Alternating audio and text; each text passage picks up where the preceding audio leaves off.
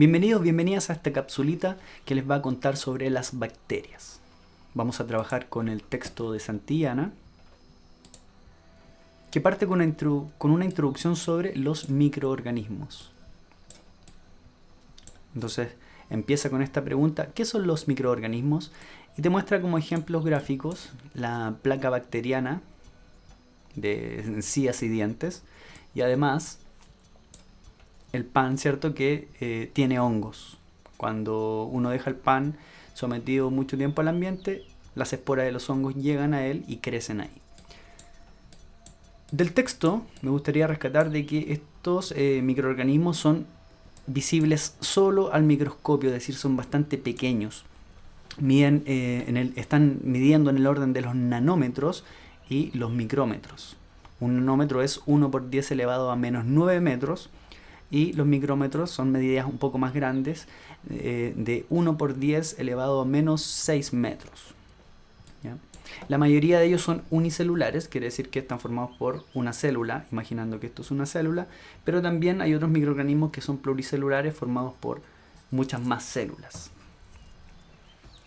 Interesante también que en el ámbito evolutivo aparecen como las primeras formas de vida hace 4.000 millones de años en el planeta, ¿no? En la Tierra.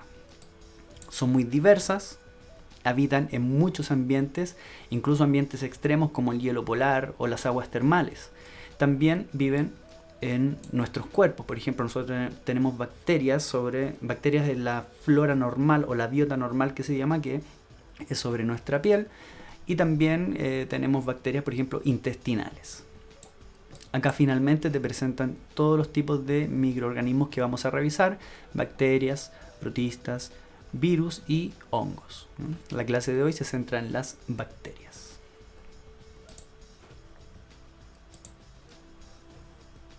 Vamos a hacer un zoom a la siguiente página, donde comienza con el subtítulo Bacterias. Algo interesante es que todas son células procariontes, quiere decir que no tienen núcleo ni tienen compartimentalización membranosa adentro de ellas. Y además, todas son unicelulares, aunque se ha visto que algunas viven en colonias, es decir, más de una célula. No es que formen un organismo más complejo, pluricelular, sino que mantienen su característica unicelular, pero se agrupan. Acá se muestran las formas estructurales que tienen algunas bacterias.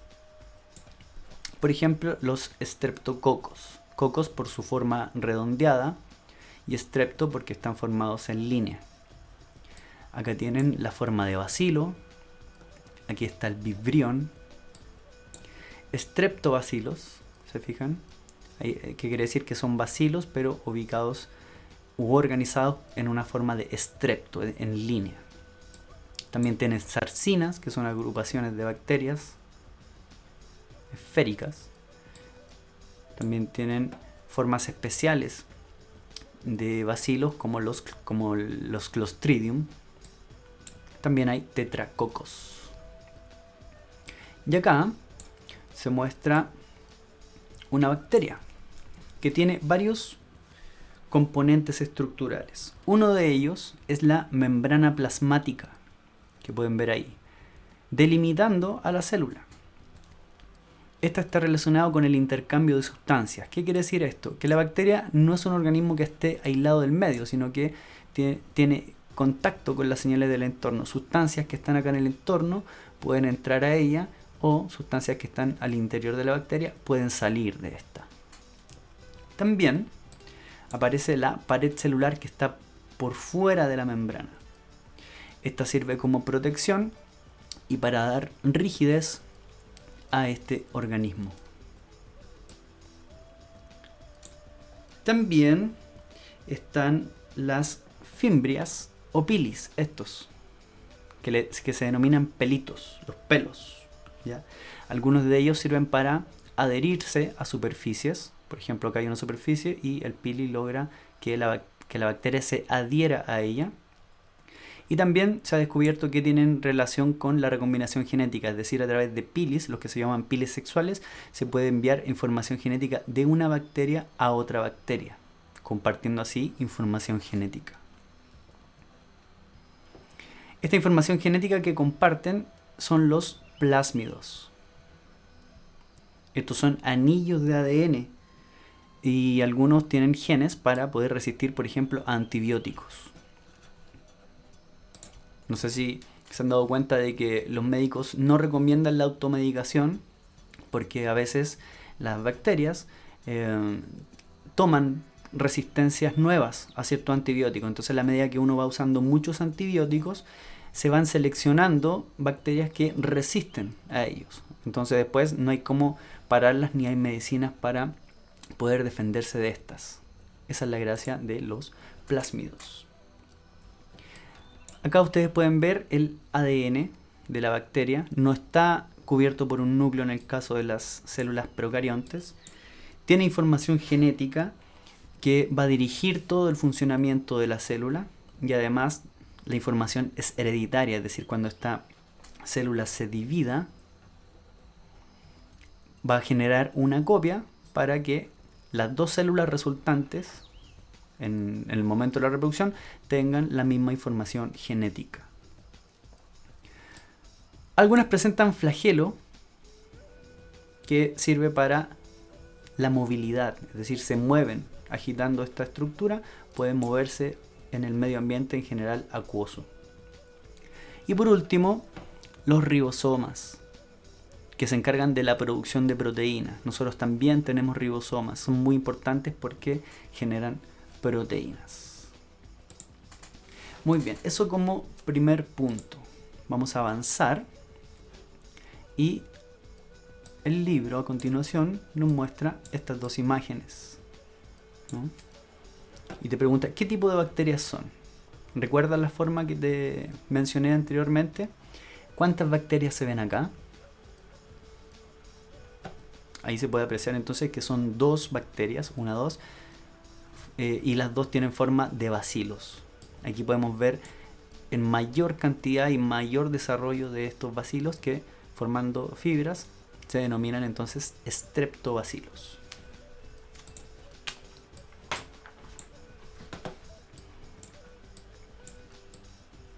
Muy importante, el libro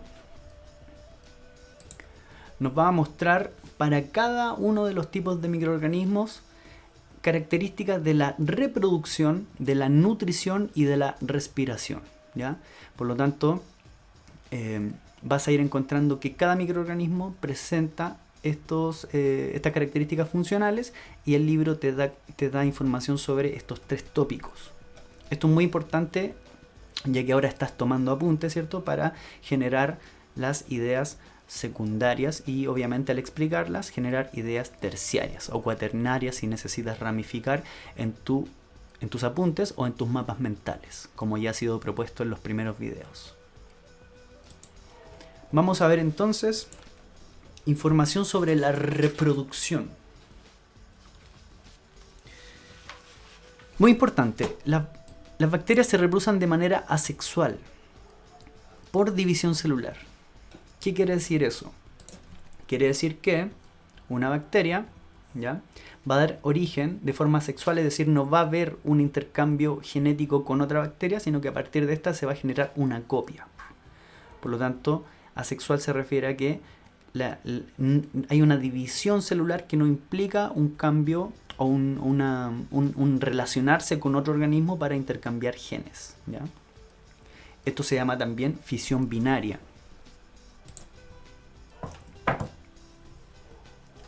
Otra cosa importante es que las bacterias tienen una división rápida. En condiciones óptimas pueden dividirse cada 10 o 20 minutos. Suele ocurrir que en ciencias y sobre todo en biotecnología se usan las bacterias como forma de estudio por su ADN. Entonces una bacteria o un montón de bacterias se echan a un tubo de ensayo y el tubo de ensayo se deja toda la noche creciendo con un medio nutritivo. Estas se multiplican rápidamente, entonces se puede extraer mucho ADN, es decir, pueden fabricar mucho ADN al copiarse. Es una aplicación muy interesante que tienen las bacterias gracias a su rápida reproducción. En términos de nutrición, nos cuentan de que las bacterias son heterótrofas y otras autótrofas. ¿Qué quiere decir eso? Que se refiere a la alimentación, ¿no? A la nutrición, cómo se nutren. Entonces las bacterias heterótrofas de alguna forma obtienen sus nutrientes de otros organismos. Por ejemplo, una bacteria que contamina, no sé, nuestra garganta, por ejemplo, la faringitis. ¿Ya? La faringitis bacterial va a infectar la faringe y esas bacterias se van a alimentar de nuestras células de la faringe. Por lo tanto, están obteniendo sus nutrientes de otro organismo. Y a eso se le denomina entonces heterótrofo. Mientras, las bacterias autótrofas no necesitan de otro organismo para generar su alimento, sino que esta bacteria va a aprovechar, por ejemplo, la luz del sol. Con esa energía ellas pueden producir su alimento.